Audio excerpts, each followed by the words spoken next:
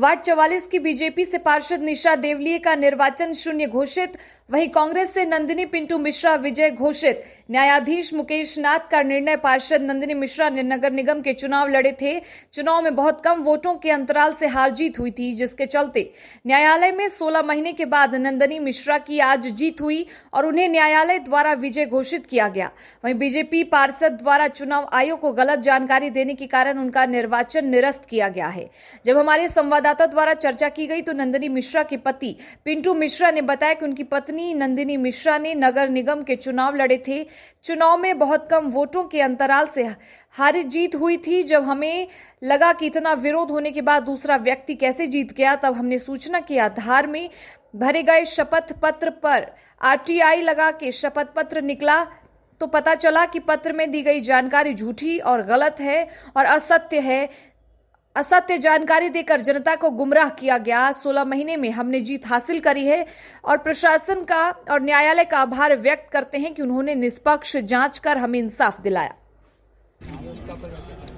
हमने जो याचिका लगाई थी न्याय के बल पे लगाई थी और न्याय की जीत हुई है। इसमें सबका सहयोग भी था और जीत भी हुई। सबका धन्यवाद। आपका परिचय? नंदिनी पिंटू मिश्रा। चुनाव हुए थे नगर निगम के, उसमें मेरी धर्मपत्नी ने चुनाव लड़ा था। नंदिनी मिश्रा जी ने चुनाव बहुत कम वोटों के अंतराल से हार जीत हुई थी। तो हमें ऐसा महसूस हुआ कि आखिर इतने कम वोटों में इतनी विरोध होने के बाद भी पार्षद का कैसे वो जीत गई।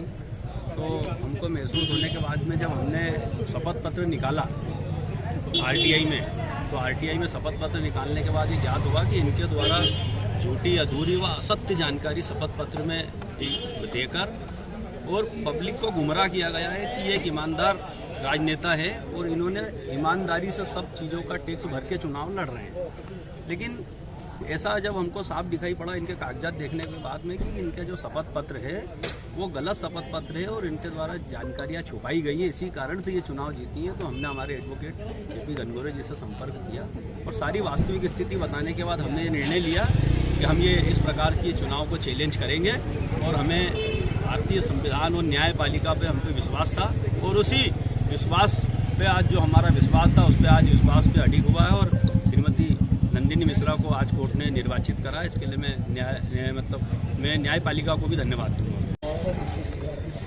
हमने वार्ड नंबर 44 इंदौर नगर पालिका निगम में हमारी जो याचिका करता है श्रीमती नंदिनी मिश्रा जी, इनकी ओर से एक याचिका माननीय न्यायालय में पेश की थी, माननीय जिला न्यायालय में, और इस आधार पर पेश की थी कि जो शपथ पत्र एक आवश्यक अंग है निर्वाचन का और उस शपथ पत्र में जो भी जानकारी दी जाना चाहिए वो जानकारी सही दी जाना चाहिए, उसमें कोई जानकारी छुपाना नहीं चाहिए और अगर एग्जैक्ट जानकारी नहीं दी जाती है तो ये एक प्रकार का डिस्क्वालिफिकेशन है। और ख़ास करके उस मामले में यदि 1 साल से ज़्यादा यदि आपका संपत्ति कर अगर बकाया है और 6 महीने का यदि विद्युत मंडल का अगर आपका बकाया है और ख़ास करके उम्मीदवार का खुद का, तो उसको जो है ये डिस्क्वालिफिकेशन की श्रेणी में आता है। मध्य प्रदेश नगर पालिका निगम अधिनियम जो है वो क्लियर कहता है कि कोई भी उम्मीदवार यदि उसके ऊपर कोई कर बकाया ना हो तो ही वो जो है इसके लिए योग्यता धारण करता है, अदरवाइज उसके लिए डिस्क्वालिफिकेशन है और ये जो है उसका जो है शुद्ध होने का एक बहुत महत्वपूर्ण आधार है।